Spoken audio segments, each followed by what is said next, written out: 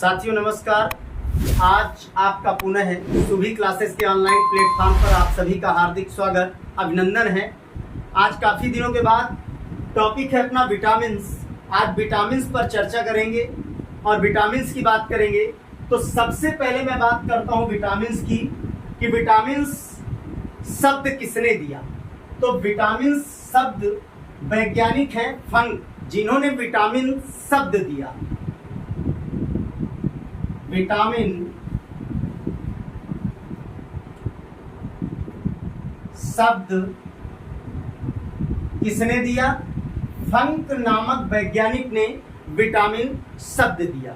लेकिन अगर हम बात करें कि इसको डिफाइन कैसे करें, इसकी डेफिनेशन कैसे दें, तो परिभाषा कैसे देंगे विटामिन्स की, तो विटामिन्स होते क्या हैं? जैसे हमारे शरीर में कार्बोहाइड्रेट है, वसा है या प्रोटीन है, ये सभी कार्बनिक पदार्थ होते हैं, ऑर्गेनिक मटेरियल होते हैं और इनकी सबकी आवश्यकता हमारे शरीर को होती है। विभिन्न प्रकार की विशिष्ट प्रकार की जो जैविक प्रक्रियाएं हमारे शरीर में चलती हैं, उनके संचालन में सहयोग करते हैं और वृद्धि विकास में भी सहयोग करते हैं। तो उसी तरह से विटामिन को हम परिभाषित करेंगे कि विटामिन ऐसे कार्बनिक पदार्थ होते हैं, विटामिन ऐसे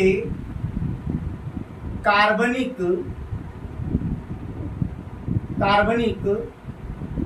पदार्थ होते हैं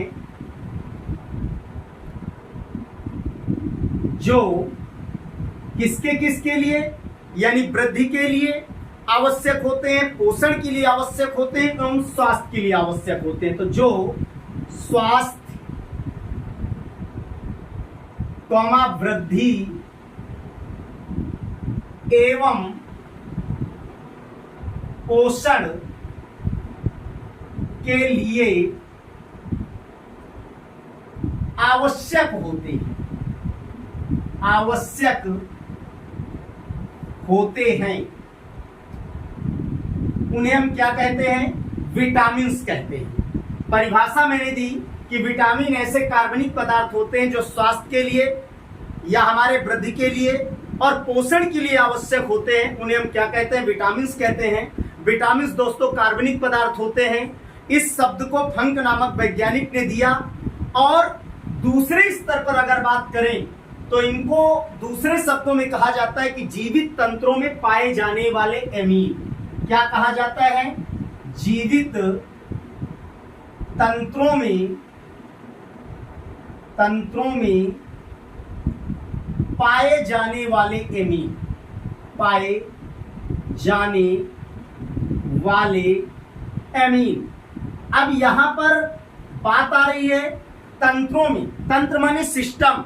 अगर मैं बात करूं तो किसी भी जीवधारी का शरीर जो विभिन्न प्रकार की कोशिकाओं से बना होता है और कोशिकाओं के समूह से ऊतक बनता है और ऊतकों से अंग बनते हैं, लेकिन उसके बाद तंत्र का निर्माण होता है, एक सिस्टम का निर्माण होता है जो विभिन्न प्रकार की जैविक प्रक्रियाओं का संचालन करते हैं। लेकिन जब हम विटामिन का अध्ययन करते हैं तो हम ये पढ़ते हैं कि ये जैविक क्रियाओं के संचालन में सहायक होते हैं।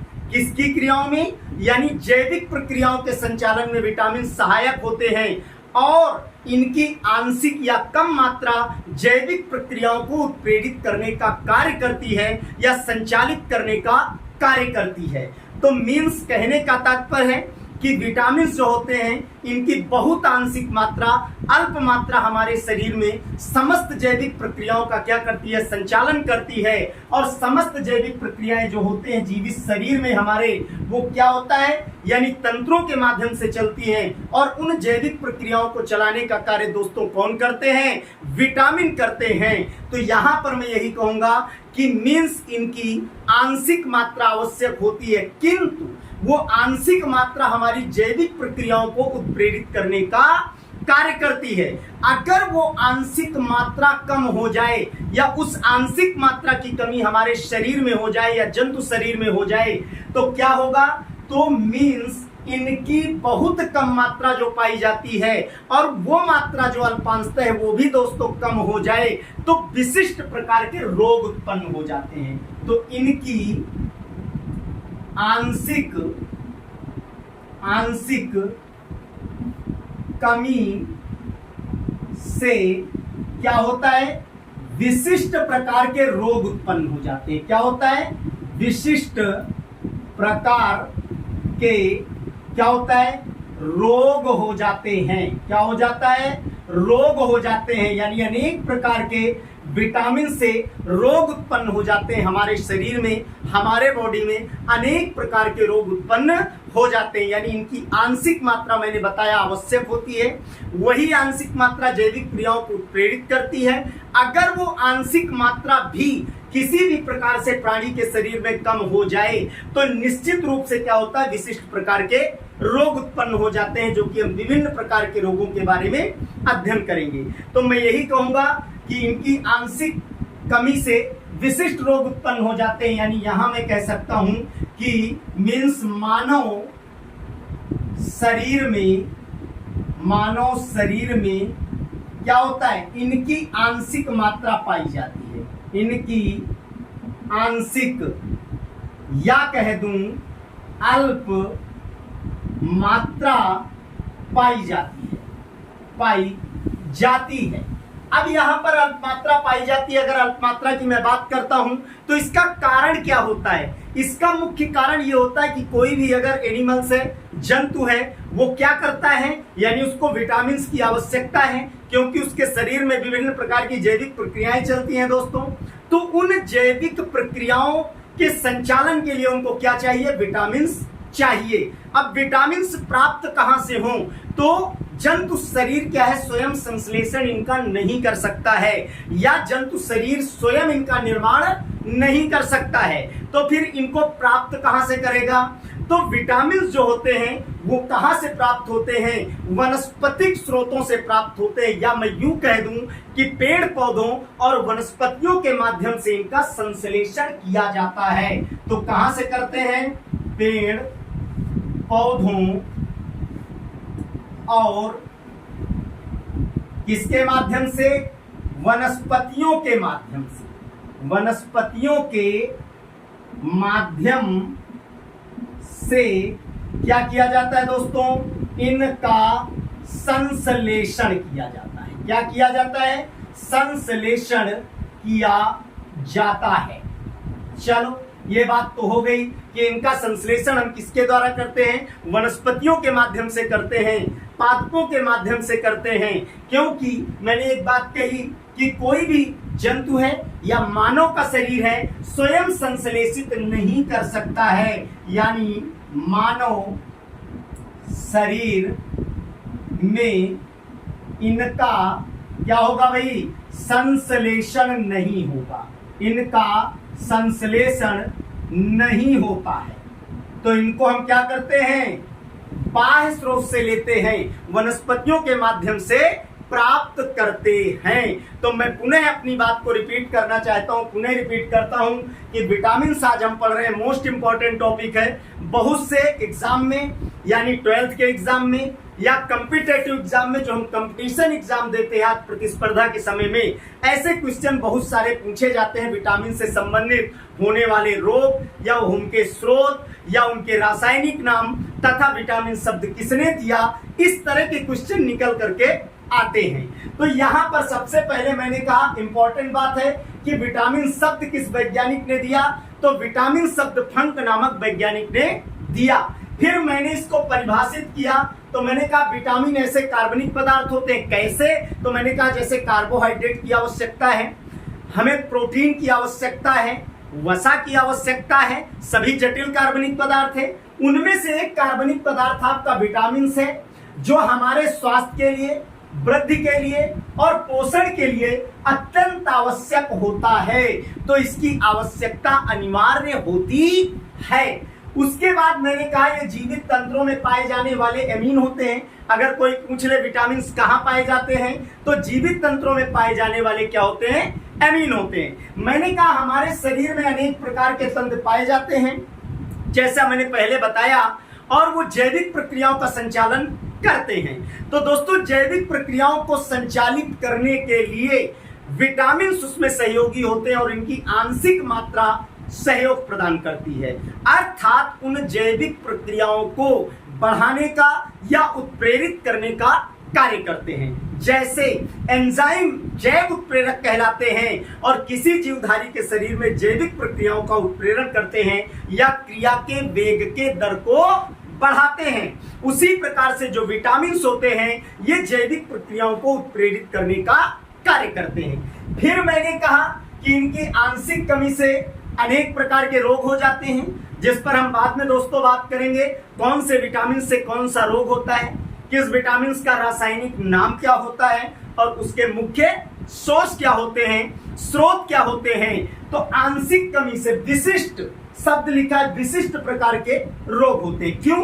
क्योंकि प्रत्येक विटामिन किसी विशिष्ट या निश्चित जैविक प्रक्रिया का संचालन करता है, इसलिए यहां पर लिखा गया है कि विशिष्ट प्रकार के क्या होते हैं, डिजीज हो जाते हैं, रोग उत्पन्न हो जाते हैं। फिर मैंने कहा मानव शरीर में इनकी आंशिक मात्रा पाई जाती है, कम मात्रा पाई जाती है, और यही अगर आंशिक मात्रा कम हो जाती है, जो आंशिक है, कम है, अल्प है, तो निश्चित रूप से आंशिक या अल्प मात्रा पाई जाती है, जिससे विशिष्ट प्रकार के क्या होते हैं दोस्तों, रोग उत्पन्न हो जाते हैं। अब आगे मैं चर्चा करता हूं कि मानव शरीर में इनका संश्लेषण नहीं होता, यानी ह्यूमन बॉडी हो या एनिमल्स बॉडी हो, स्वयं क्या कर सकते हैं, इसका संश्लेषण नहीं कर सकते हैं। तो फिर कहां से लेते हैं? तो स्रोत हैं हमारे प्रकृति में पाए जाने वाले पेड़ पौधे, वनस्पतियां आदि माध्यम है, जिनके माध्यम से हम क्या करते हैं, इनको प्राप्त करते हैं। अब बात करते हैं कि कुल विटामिन टोटल कितने हैं जिनका अध्ययन करते हैं। तो कुल विटामिन की संख्या कितनी है? संख्या है भाई 12। टोटल कितने? 12 विटामिन हैं, ठीक है, यानी 12 विटामिन है संख्या में टोटल। जबकि उसके बाद हम बात करते हैं क्या, 12 विटामिन में से हम कुछ मुख्य विटामिन पढ़ते हैं। कौन कौन से मुख्य विटामिन पढ़ते हैं मैं पहले बता देता हूं। जैसे यहां पे लिख देता हूं A, B1, उसके अलावा B2, B3, B6, B12 और उसके अलावा vitamin C and vitamin D, vitamin K, vitamin E और तो और विटामिन एच, जिसे बायोटिन कहा जाता है। इस तरह से मुख्य रूप से हम इतने विटामिनों का क्या करते हैं, अध्ययन करने का कार्य करते हैं। अब यहां पर हमने विटामिन से लिखे आपके सामने जो भी है, जितने कुल 12 विटामिन से, जिनमें से इन विटामिनों को वर्गीकरण के आधार पर या विलेयता के आधार पर 2 भागों में बांटा गया है। तो सबसे पहले यहां पर मैं बात करता हूं किसकी, क्लासिफिकेशन की, या कह दूं वर्गीकरण की। अब वर्गीकरण के आधार पर क्या किया गया दोस्तों, 2 प्रकार से बांटा गया। कितने प्रकार से बांटा गया? 2 प्रकार से बांटा गया। 2 प्रकार से, वो प्रकार कौन से हैं? तो पहला, सबसे पहला प्रकार है वसा विलेय। क्या कहने का तात्पर्य है? वसा विलेय, यानी ये कैसे होते हैं, तैलीय होते हैं, यानी वसा में विलेय होते हैं, तेल में विलेय होते हैं, लेकिन जल में अविलेय होते हैं। किसमें अविलेय होते हैं? जल में अविलेय होते हैं, जिनको क्या कहते हैं, अडेक। यानी vitamin A, vitamin D, vitamin E and vitamin के, ये किसमें विलेय होते हैं? वसा या तेल में विलेय होते हैं, फैट्स में विलेय होते हैं, लिपिड्स में विलेय होते हैं। अर्थात इन्हें क्या संज्ञा दी गई? वसा में विलेय विटामिन की संज्ञा दी गई। दूसरे स्तर पर अगर मैं बात करता हूं सेकंड नंबर, तो क्या आ जाएगा भाई? जल विलेय। किसमें विलेय? जो जल में घुलने वाले होते हैं, जल विलेय होते हैं, वो कौन कौन से? बी और सी। तो बी और सी में मुख्य बात ध्यान देने की है कि जो बी है ये क्या है भाई? कॉम्प्लेक्स है। क्या है? कॉम्प्लेक्स है, केवल सिंगल नहीं है। इसमें मैंने बताया कि means B1, B2, B3, B6, B12 है, अर्थात एक समूह के रूप में विटामिन पाए जाते हैं और अलग अलग प्रकार के विटामिन अलग अलग जैविक प्रक्रियाओं को दोस्तों क्या करते हैं? संचालित करने का कार्य करते हैं। तो 2 प्रकार से वर्गीकरण, वसा विलेय मैंने कहा अडेक, यानी ए, डी, ई और के।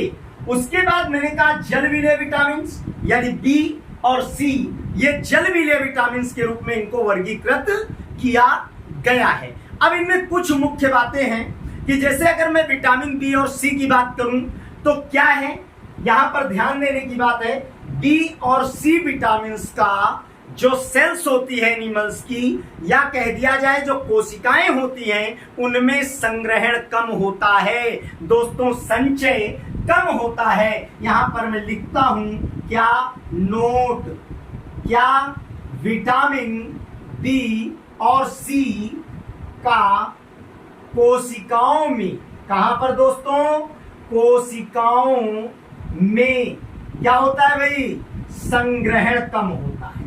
क्या होता है, संग्रहण कम होता है। यानी मीन्स कहने का मतलब इनका संश्लेषण हम किससे करते हैं, वनस्पतिक स्रोतों से करते हैं, लेकिन इनका संश्लेषण क्या होता है, कम होता है। मीन्स कहने का मतलब बी और सी, नोटेड पॉइंट है, अगर पूछ लिया जाए कि विटामिन बी और सी का संश्लेषण कोशिकाओं में ज्यादा होता है, कम होता है, या दोनों प्रकार से, तो मीन्स कम होता है। या कह दिया जाए कौन से विटामिन हैं जिनका संश्लेषण कोशिकाओं में अल्प या कम होता है, तो विटामिन बी और सी का संश्लेषण कोशिकाओं में कहां होता है, अल्प होता है, कम होता है। और ये भी कंपटीशन एग्जाम की दृष्टिकोण से इंपॉर्टेंट है, सुनने में सरल लगता है कि विटामिन के प्रकार विलेयता के आधार पर बांटे गए, तो दो प्रकार बांटे गए। उसके बाद एक वसा विलेय, तो वसा विलेय कौन कौन से पूछा जा सकता है, जल विलेय कौन कौन से पूछा जा सकता है। फिर मैंने कहा जल विलेय बीसी यानी बी कॉम्प्लेक्स और सी, और वसा विलेय अडेक ADE-K। फिर मैंने कहा कि जो बी और सी हैं, जो जल विलेय विटामिन है यहाँ पर लिखा हुआ है, इनका कोशिकाओं में क्या होता है दोस्तों, संग्रहण अल्प होता है, कम होता है। पूर्व में मैंने आपको बताया कि विटामिन की जो अल्प मात्रा दोस्तों पाई जाती है, वो बहुत थोड़ी मात्रा जैविक प्रक्रियाओं को उत्तेजित करती है, उत्प्रेरित करती है। और मैंने क्या कहा था कि कोई भी विटामिन हो, मैं यहां पर लिख देता हूं कि कोई भी विटामिन हो, निश्चित जैविक प्रक्रिया का संचालन करता है,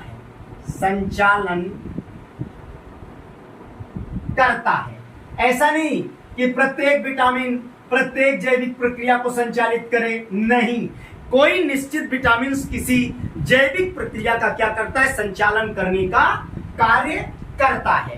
तो यहां तक की अपनी दोस्तों बात हुई, और इसको मैं साफ करता हूं।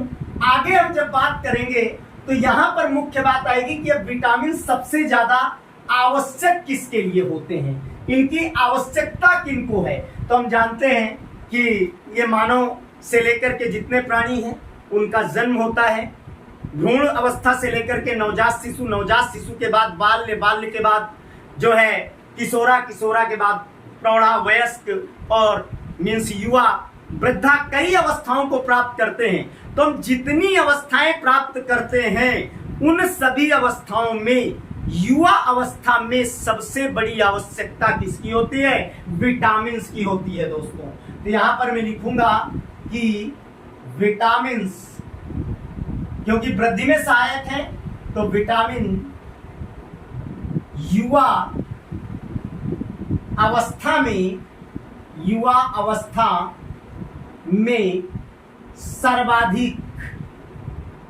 सर्वाधिक उपयोगी या यूं कह दूं सर्वाधिक मात्रा में क्या होती है, मांग होती है विटामिन की। अर्थात विटामिन जो होते हैं युवा अवस्था में सर्वाधिक इनकी आवश्यकता होती है, यह सर्वाधिक उपयोगी होते हैं। अब हम बात करते हैं यहाँ पर क्या कि मीन्स विटामिन तो बहुत सारे हैं, मैंने कहा 12 विटामिन हैं, लेकिन आज यहाँ पर मैं केवल मुख्य कुछ विटामिन की बात करने वाला हूं, बी कॉम्प्लेक्स को छोड़ करके, क्योंकि बी कॉम्प्लेक्स थोड़ा सा लंबा है, तो इसको दोस्तों नेक्स्ट वीडियो में आपके पास लेकर के आएंगे। अभी फिलहाल मैं बात करने वाला हूं आपके पास क्या, vitamin A, vitamin C, vitamin D, vitamin E और विटामिन के। सबसे पहले देखें, यहां पर मैं लिखता हूं विटामिन ए, उसके बाद यहां मैं लिख देता हूं विटामिन सी, और उसके बाद यहां मैं लिख देता हूं विटामिन डी, और इसके नीचे मैं लिख देता हूं दोस्तों विटामिन ई, और उसके बाद इसके नीचे लिख देता हूं विटामिन के। इस तरह से इन विटामिन की बात करेंगे। तो सबसे पहले मैं बात करूंगा विटामिन ए, जिसका रासायनिक नाम दोस्तों क्या है? रेटिनॉल। क्या नाम है? रेटिनॉल। चलो, या उसके अलावा कैरोटोनाइड, क्या कह सकते हैं दूसरी भाषा में? कैरिटोनाइड भी कह सकते हैं इसको। चलो, उसके बाद विटामिन सी का रासायनिक नाम दोस्तों क्या है? सभी को पता होगा, प्रचलित है, एस्कॉर्बिक एसिड या एस्कॉर्बिक अम्ल के नाम से जाना जाता है। विटामिन डी का रासायनिक नाम है दोस्तों आर्गोस्टेरॉल। आर्गोस्टेरॉल। विटामिन ई की अगर हम बात करें तो विटामिन ई का रासायनिक नाम है फाइलोक्विनोन। क्या नाम है? फाइलोक्विनोन। फाइलोक्विनोन। के का है नेफ्थोक्विनोन। क्या नाम है दोस्तों? नेफ्थोक्विनोन के नाम से जाना जाता है। तो दोस्तों ये इंपॉर्टेंट है, कई बार पूछता है रासायनिक नाम, तो इंपॉर्टेंट है रासायनिक नाम। 12th क्लास चैप्टर नंबर 10 जैव रसायन बायोकेमिकल्स में आप देख सकते हैं। एग्रीकल्चर के चैप्टर नंबर 7 में कुछ विटामिन दिए गए हैं और बड़े बड़े कॉम्पिटेटिव एग्जाम में भी पूछे जाते हैं। तो यहाँ पर यह मुख्य विटामिन है। विटामिन ए का रासायनिक नाम मैंने बताया रेटिनॉल या कैरोटोनाइड, उसके अलावा सी का एस्कॉर्बिक एसिड, डी का क्या आर्गोस्टेरॉल, ई का नेफ्थोफाइलोक्विनोन और विटामिन के का नेफ्थोक्विनोन। अब यहाँ पर सबसे प्रमुख बात है कि मैं यहाँ पर लिखूंगा कि अगर विटामिन ए की कमी हो जाए तो कौन से रोग होते हैं। तो हमें पता है एक रटा रटाया हमारा रोग है रतौंधी। कौन सा रोग है भाई? रतौंधी। चलो भाई, रतौंधी क्या होता है दोस्तों? संध्या के समय इस रोग से ग्रसित व्यक्ति को कम दिखाई देने लगता है या धुंधला दिखाई देता है। उसके अलावा अगर आपको पता हो तो बड़े लेवल पे थोड़ा सा पढ़ते हैं तो एक रोग होता है जीरोथैल्मिया। कौन सा रोग होता है? जीरोथैल्मिया।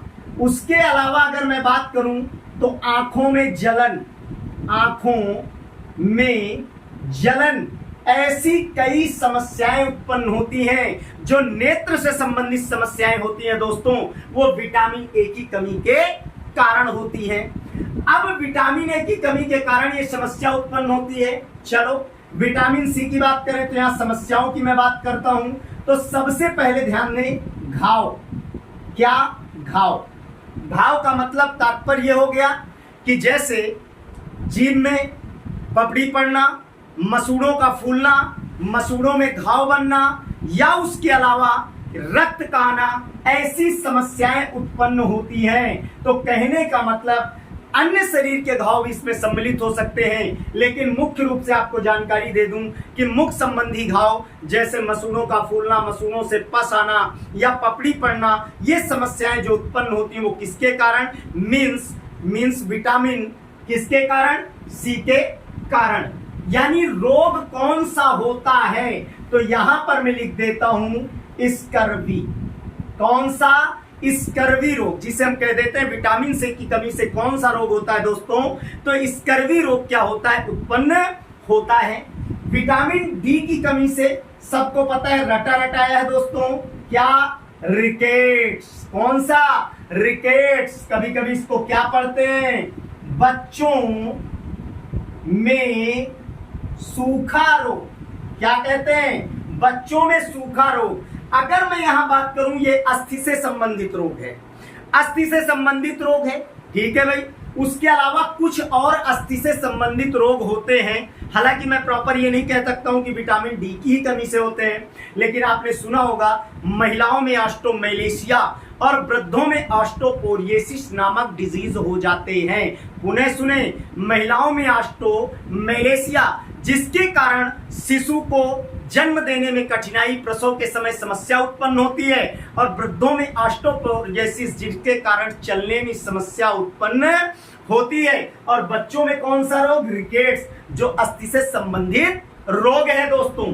उसके बाद विटामिन ई से एक प्रमुख रोग होता है जो महिलाएं ज्यादा ग्रसित होती हैं, उस रोग का नाम है बांझपन। क्या नाम है, बांझपन, अर्थात वो महिलाएं गर्भ धारण नहीं कर पाती हैं दोस्तों, और बच्चों को जन्म नहीं दे पाती हैं। वो किस विटामिन के कारण होता है, तो विटामिन ई की कमी के कारण होता है। अगर के की कमी के कारण करें तो के की कमी का कारण भैया होता है रक्त का थक्का ना बनना। यहां मैं लिख देता हूं, रक्त का थक्का ना बनना। ठीक है भाई, नहीं बनता। और जब रक्त का थक्का दोस्तों नहीं बनेगा, कोई घटना हो जाए, कोई आघात हो जाए, शरीर पर किसी प्रकार की चोट लग जाए, तो लगातार रक्त प्रवाह होगा। जैसे आप लोगों ने पढ़ा होगा बायोलॉजी से संबंधित हीमोफीलिया नामक डिजीज, जिसको शाही रोग के नाम से जाना जाता है, और वो किसकी, एक्स गुणसूत्र पर स्थायी होता है, और एक्स गुणसूत्र की विकृति के कारण उत्पन्न होता है। तो यहां पर रक्त का थक्का क्यों नहीं बनता भाई, रक्तस्राव लगातार होता है, वो विटामिन के की कमी के कारण ऐसा होता है। अब बात करता हूं, ये तो हो गई रोगों की बात की, विटामिन ए, रेटिनॉल, कैरोटीनॉइड, रतौंधी, जीरोप्थेल्मिया, आंखों में जलन। Vitamin C, ascorbic acid, scurvy, घाव, मुख में समस्याएं, मसूड़ों में समस्याएं, विटामिन डी, आर्गोस्टेरॉल, रिकेट्स, बच्चों में सूखा रोग, विटामिन ई, फाइलोक्विनोन, बांझपन महिलाओं में, विटामिन के, नेक्टोक्विनोन, रक्त का थक्का ना बनना। ठीक है, यहां तक की बात समझ में आ गई। आगे कि अब इनको रोका कैसे जाए। अगर कोई व्यक्ति ग्रसित हो जाता है, ऐसी समस्या उत्पन्न होती है, तो फिर हमें करना क्या चाहिए, इसके उपाय क्या होने चाहिए। तो हम यहां पर पढ़ेंगे आगे स्रोत दोस्तों। स्रोत में देखो सीधी सी बात है, अगर मैं बात करूं रेटिनॉल, स्रोत की बात कर रहे थे, तो रेटिनॉल यानी विटामिन ए, मैंने कहा आंख में रेटिना पाई जाती है, और उसके अलावा क्या बताया, यहाँ कैरोटीनॉइड लिखा है। तो स्रोत की बात करता हूं तो देखो कैरोटीनॉइड, गाजर, कभी ध्यान देना, डाकस कैरोटा वैज्ञानिक नाम होता है, और कैरोटीन नामक इसमें वर्णक पाया जाता है। उसके बाद स्रोत में लिखता हूं, ये तो गाजर हो गई, सब्जियों में आम लिख देता हूं, यहां दोस्तों पपीता लिख देता हूं, और उसके बाद यहां पर मैं लिख देता हूं बथुआ। क्या लिख देता हूं, बथुआ लिख देता हूं। उसके अलावा अगर मैं यहां लिख दूं मछली, चले समझे, मीन्स गाजर बहुत अच्छा स्रोत है विटामिन ए का सब्जियों में, विटामिन ए की प्रचुर प्रपूर्ति करता है, क्योंकि मैंने कहा कैरोटीनॉइड अर्थात कैरोटीन गाजर में प्रचुर मात्रा में पाया जाता है। अगर आम की बात करें तो आम में 4800 IU क्या पाया जाता है, विटामिन ए पाया जाता है दोस्तों। पपीता की अगर बात करें तो 2020 IU विटामिन ए पाया जाता है दोस्तों। और उसके अलावा अगर मैं बथुआ की बात करूं, मछली की बात करूं, तो इनमें भी प्रचुर मात्रा में क्या पाया जाता है, विटामिन ए पाया जाता है। बथुआ में 1130 IU विटामिन ए पाया जाता है, और मछली में कितना, तो एक मछली है कलबासु, कौन सी, कलबासु। अगर इसका अध्ययन हम एग्रीकल्चर बायोलॉजी के चैप्टर नंबर 14 में करें, तो राजस्थान में पालने और खाद्य मछलियों का जब चर्चा करते हैं तो कलबासु का नाम आता है, और इसमें विटामिन ए कितना पाया जाता है दोस्तों, 5.5 ग्राम। नोटिस करें, ये बहुत इंपॉर्टेंट क्वेश्चन बनने वाले हैं सुपरवाइजर और जेट की दृष्टिकोण से। कैसे, आम में कितना विटामिन ए पाया जाता है, तो 4800 IU। अगर पूछ रहे पपीता में कितना पाया जाता है, यानी वैज्ञानिक नाम जिसका कैरिका पपाया है, आम का मैंजीफेरा इंडिका है, गाजर का डाकस कैरोटा है, तो डाकस कैरोटा है दोस्तों। अब उसके बाद हम बात करते हैं कि ये तो हो गए सोर्स स्रोत की जिनके माध्यम से हम प्राप्त करते हैं, और ये मात्राएं बहुत इंपॉर्टेंट होने वाली हैं। एस्कॉर्बिक एसिड की बात करते हैं तो मैं यहां लिखूंगा स्रोत सभी खट्टे फल, सभी खट्टे फल, सभी जितने खट्टे फल है, सभी विटामिन सी की उपलब्धता पाई जाती है। लेकिन यहां पर बता दूं सर्वाधिक जो प्रचुर मात्रा का स्रोत है जिसमें बड़े पैमाने पर विटामिन सी पाया जाता है वो है बारबेंडेस चेरी। सर्वाधिक बड़ा स्रोत है। इसके पहले हम दोस्तों आंवला मानते थे और पढ़ते भी थे आंवला और पढ़ाया भी आंवला जाता था, लेकिन जो पिछला सुपरवाइजर का एग्जाम हुआ दोस्तों उसमें पूछा गया था क्वेश्चन और आंसर भी लोग आंवला करके आए थे, जबकि माना क्या गया था बारबेंडेस चेरी। और बारबेंडेस चेरी में मात्रा कितनी पाई जाती है तो 1677.6। ये किसमें बारबेंडेस चेरी में किसकी मात्रा पाई जाती है विटामिन सी की मात्रा पाई जाती है, यानी मिलीग्राम प्रति 100 ग्राम का भक्षण करने पर। यहां भी दोस्तों ध्यान देंगे कि आप लिख सकते हैं प्रति 100 ग्राम फल खाने पर, प्रति 100 ग्राम फल का भक्षण करने पर। और यहां भी आप कर सकते हैं अगर 100 ग्राम बथुए का भक्षण करते हैं तो आपको प्राप्त होता है। उसी तरह से यहां पर 1677.6 मिलीग्राम पर 100 ग्राम अगर आप भक्षित करते हैं तो आपको प्राप्त होता है। दूसरे स्तर पर अगर मैं दोस्तों बात करता हूं आंवला की, तो आंवला की जब हम बात करते हैं तो यहां पर कितना, यानी 600 से 700, कितना 600 से 700 मिलीग्राम प्रति 100 ग्राम भक्षण करने पर हमें विटामिन सी की प्राप्ति होती है। तो ये बहुत अच्छे और उत्तम स्रोत हैं विटामिन सी के। अगर डी की बात करें तो इसका सबसे अच्छा स्रोत है दोस्तों सूर्य का प्रकाश। क्या है दोस्तों? सूर्य का प्रकाश सबसे उत्तम क्या है स्रोत माना जाता है, क्या विटामिन डी में। अन्य स्रोत बहुत सारे हैं क्योंकि विटामिन की उपलब्धता अन्य जितने भी स्रोत लेते हैं कहीं ना कहीं प्रचुर मात्रा में पाई जाती है, लेकिन सबसे अच्छा सूर्य का प्रातःकालीन प्रकाश होता है जो बहुत उत्तम होता है। उसके बाद हम बात करते हैं विटामिन ई फाइलोक्विनोन की। बांझपन, इसके लिए स्रोत क्या हो सकते हैं तो इसके लिए देखिए वनस्पति तेल। अगर मैं ब्रैकेट में लिख दूं बिनौला समझते होंगे आप लोग, जिसको क्या कहा जाता है कपास के बीज, जिसको पशु आहार के रूप में उपयोग किया जाता है, उसका भी उपयोग किया जाता है। अर्थात वनस्पति तेल बिनौला विटामिन ई का उत्तम स्रोत माना जाता है।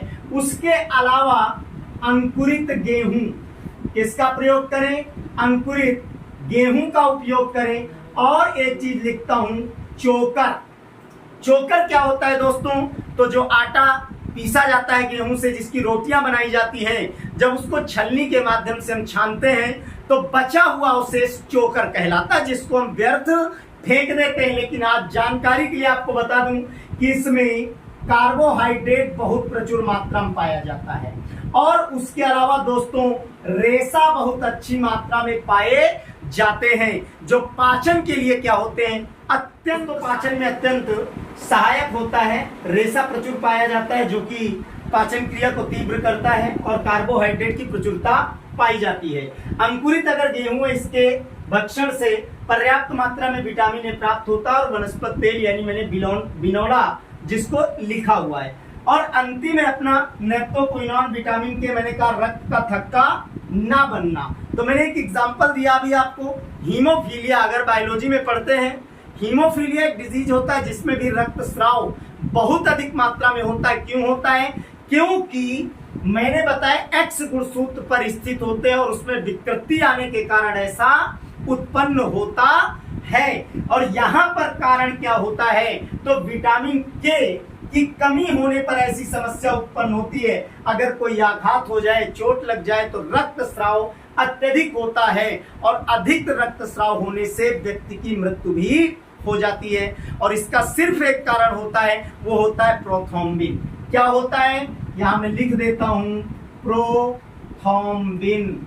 अर्थात मीन्स अगर प्रोथ्रोम्बिन फाइब्रिनोजन में नहीं बदलता है तो मीन्स कहने का मतलब वायु के संपर्क में आने पर पपड़ी नहीं बनती है और रक्त का स्राव निरंतर होता रहता है। अगर इसके सोर्स की बात करें तो हरे पत्तेदार सब्जियां, कौन सी? हरे पत्तेदार सब्जी जो भी है इनका भक्षण अत्यधिक मात्रा में करना चाहिए।